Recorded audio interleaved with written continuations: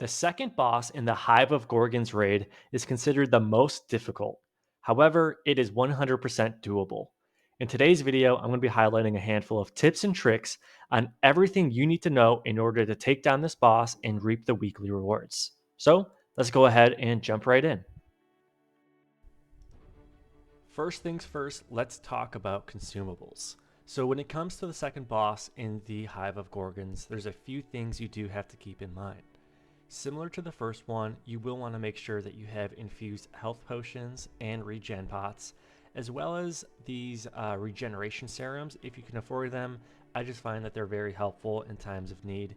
And then last but not least, I do enjoy using the oak flesh balm, especially when it comes to the third phase and the add phases of the second boss, because those do tend to be the most dangerous. So for example, every time the add spawn, I use one of these and it just helps my overall survivability quite a bit. And if you can just imagine all of your DPS users using this, the chances of losing one just dramatically decreases. Other than that, similar to the first boss again, you will want to make sure that you have both the Angry Earth ward potions and the Angry Earth coatings. You will want to make sure these are procced basically at all times during all three of the bosses, because it does help quite a bit.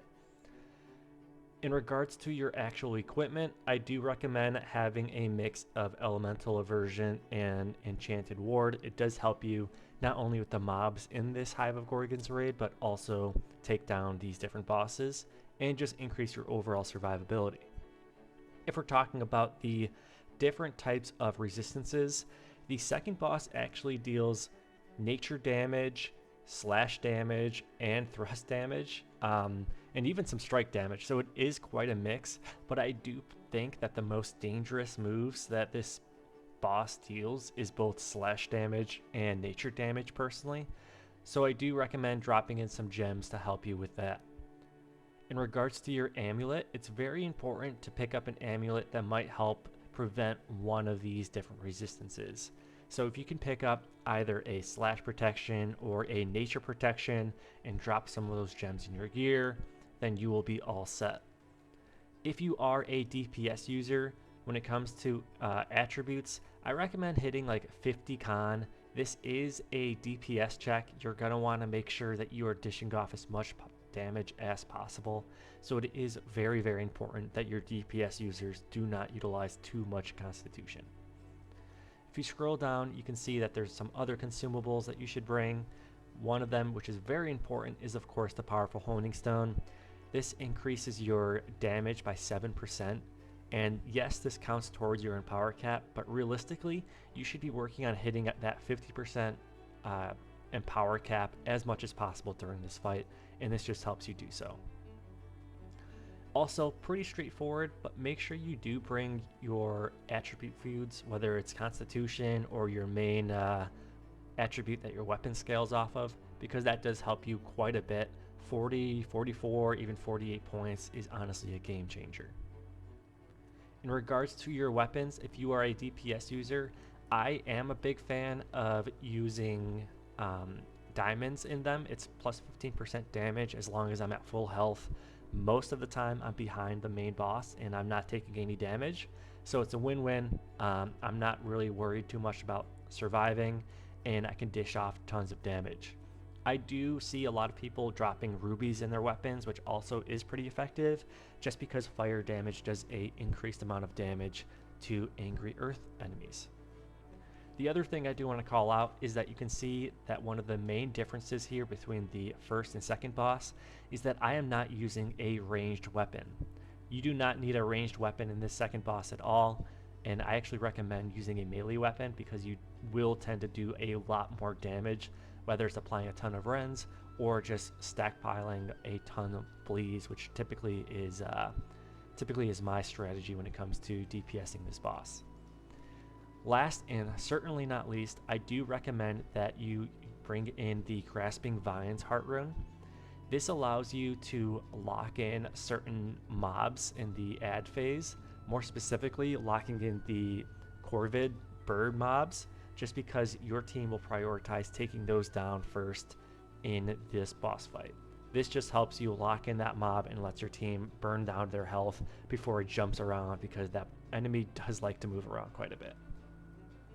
Now let's jump into the fun stuff, which is the actual fight itself along with the battle mechanics. Right away, your tank will pull the aggro of the boss, and then you'll likely see icons above 3 different members of the team. You can see that in the background. If you have a red icon above your head, it means that vines will spawn at your feet, and you must get away from the group and just bring the vines outside the outer ring of the arena. This allows you to prevent any damage from hitting your group members and just increasing survivability. Eventually, after you damage the boss, he will then spawn a handful of mobs. There will be werewolves and then these birds called corvids. The main priority of all DPS users is to kill those birds as fast as possible.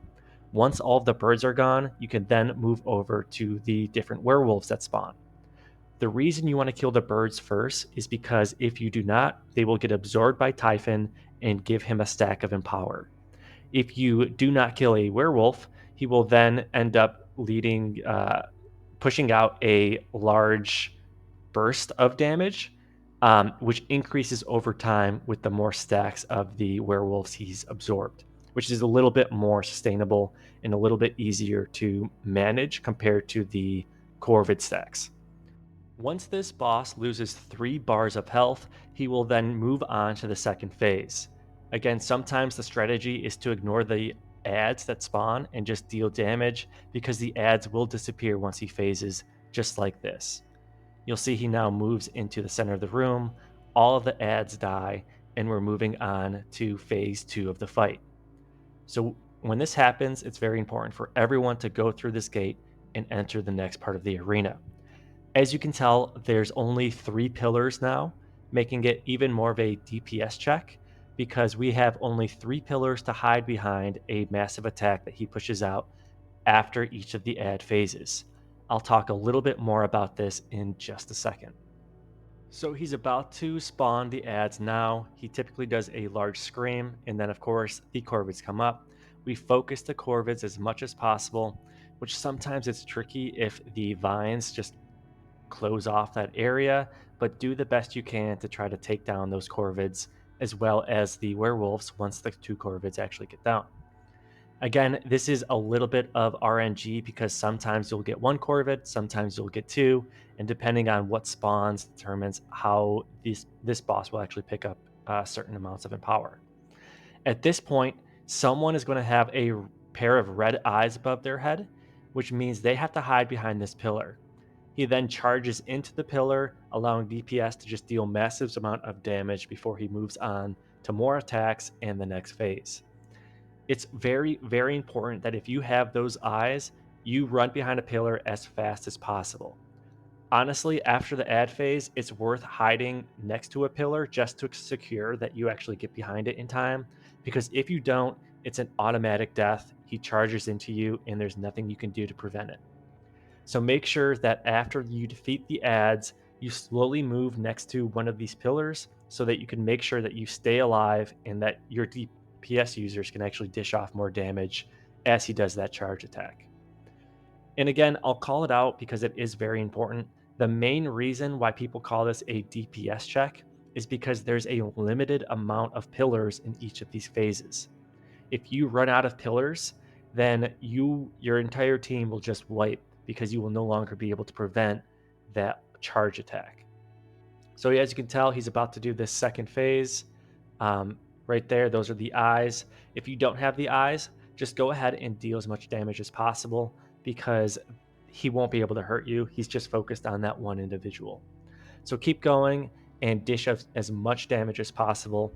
In this example, my team only has 1 pillar left.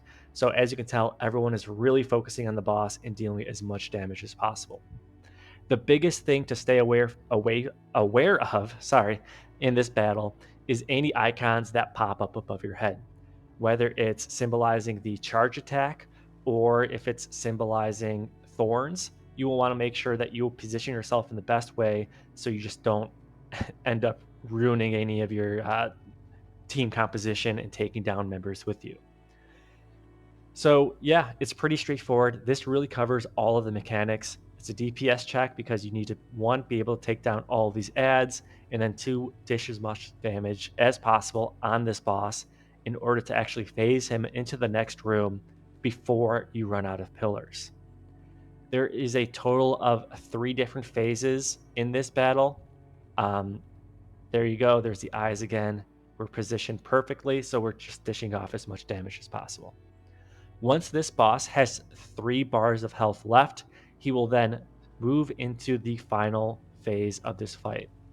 There we go. And he's moving on to the final stage. Just like before, it's very important that everyone rushes between these gates and makes it in time. In the final phase, there are only 2 pillars left, so it's very, very important that you have as many DPS members of the team still alive because you need to quickly deal tons and tons of damage before you guys run out of pillars and the entire team wipes.